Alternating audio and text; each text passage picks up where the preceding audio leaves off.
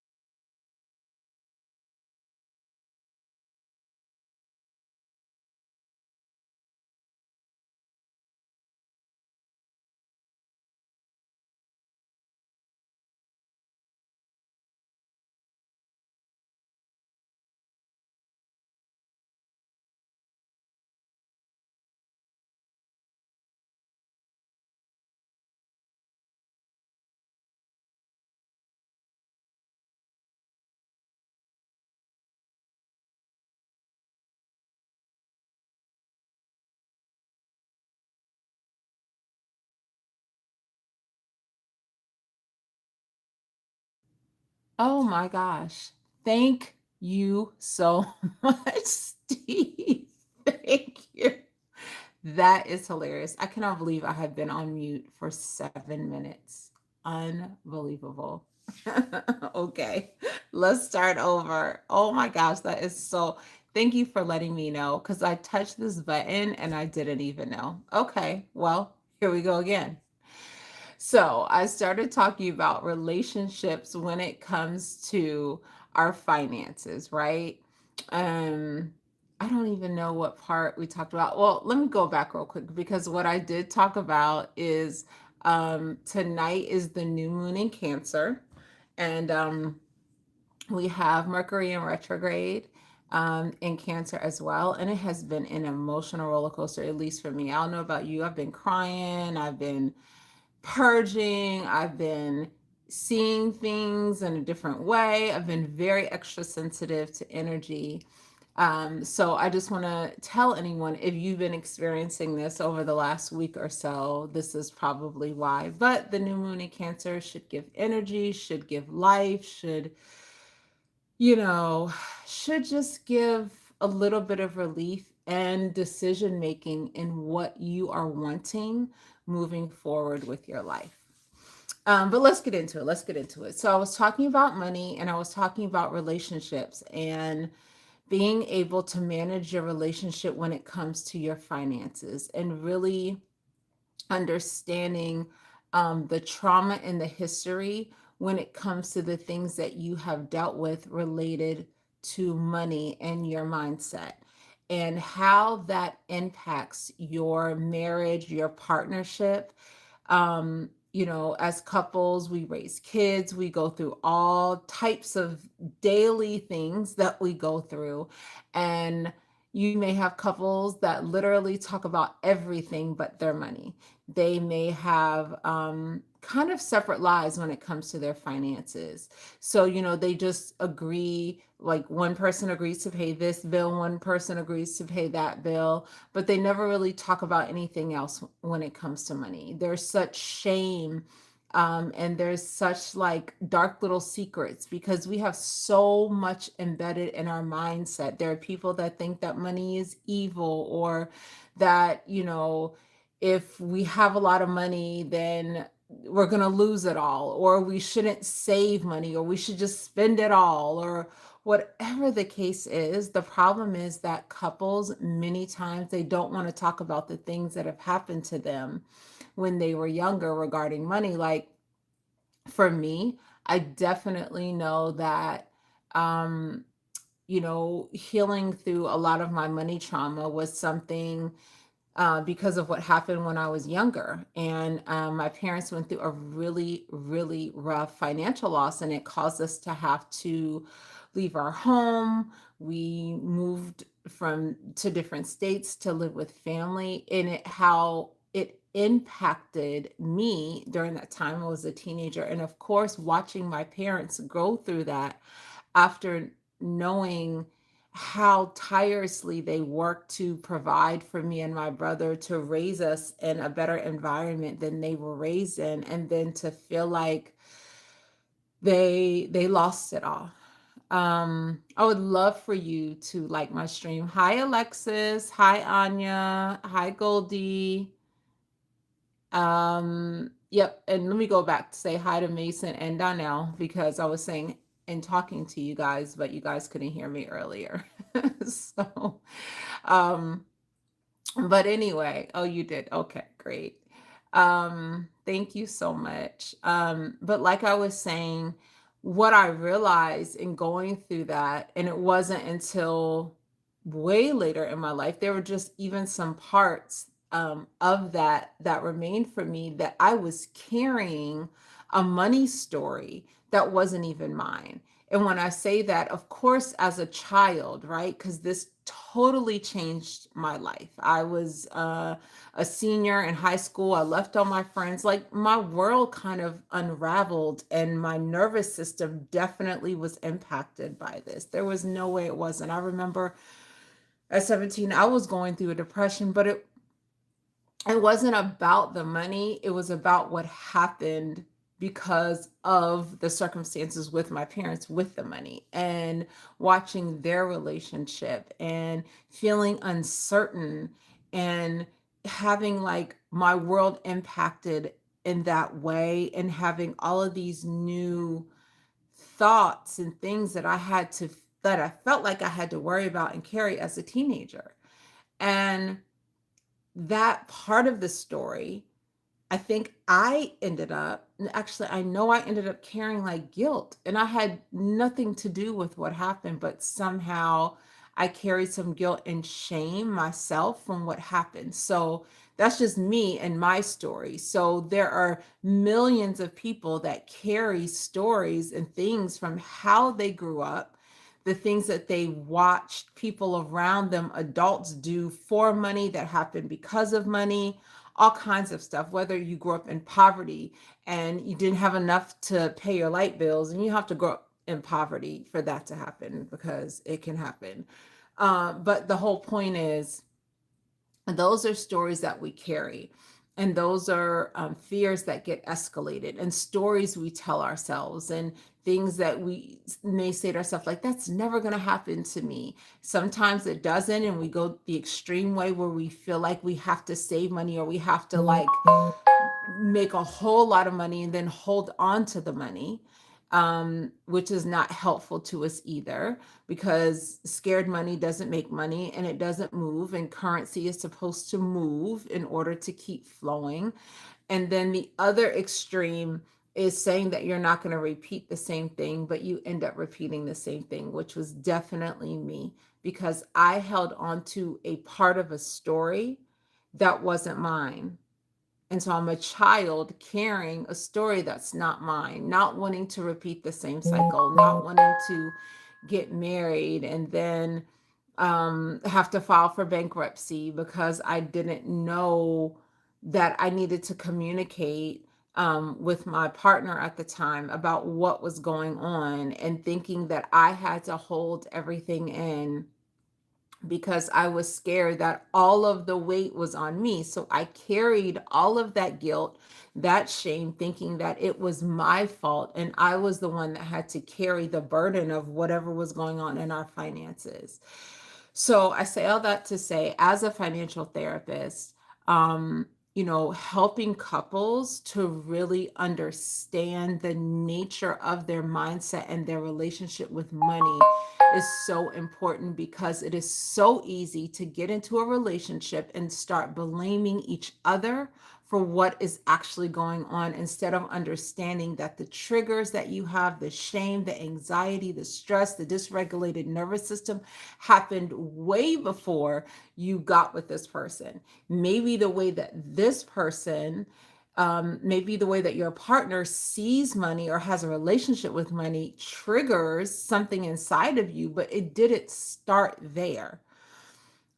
It is so disheartening, and such a terrible, gut wrenching feeling to see your partner in agony because of their mindset and their trauma that they're dealing with when it comes to money.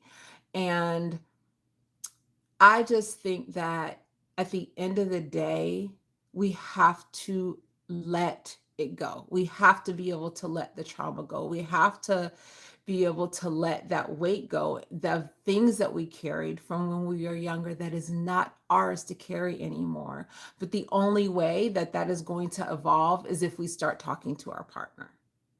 We have to be able to have scheduled meetings.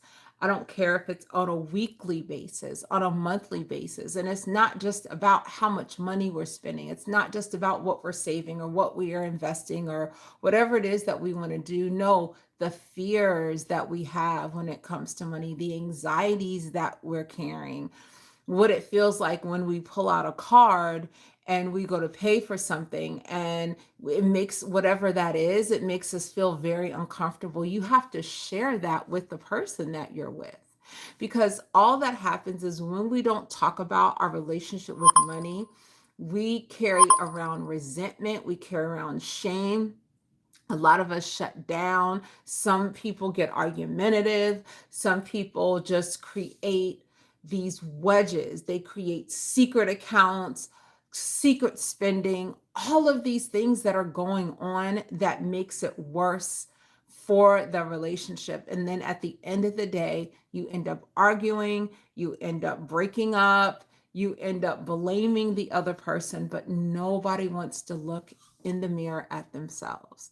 So when I am counseling a couple, the very first thing that I have them do is write down individually kind of a short form of their story, how they perceived money when they were growing up, their relationship with money, anything that impacted them when they were younger that they feel like is still how they see money and their mindset, how they can look at those themes when they were younger and really look and see how that impacts them today, because that is going to be the biggest aha moment for each of them, because that is going to help them start thinking about the cycles of things that they've been through all of their life until they got together, and why they see money the way that they do, why their relationship with money is the way that it is. And it doesn't always mean that the relationship with money is negative. They could have a positive relationship with money. But if you have one partner that has not had the best relationship with money, doesn't even understand what it means, what kind of relationship they're supposed to have with money, because I think some people think that's weird because the way that they see money is not like it's supposed to be a relationship. Because like I said, they look at money as evil versus money as a tool. And so the other person may look at money as a tool, and they may have this thought of financial abundance, and they understand how to create wealth and all of these things. So, these two people get together, that in of itself is going to cause disruption and chaos in the relationship unless they are really getting down into the weeds of what they're dealing with and talk about exactly what's going on. It makes things so much more comfortable in your relationship. And I don't like to see couples suffer. Like, who wants to think about being in love with someone and making a decision to grow together, to be together, to spend your life together, and then you have all of this disruption concerning something that can absolutely be talked about, something that can be worked on if each individual is committed to working on a solution so that they can live healthier and happier when it comes to their relationships with money.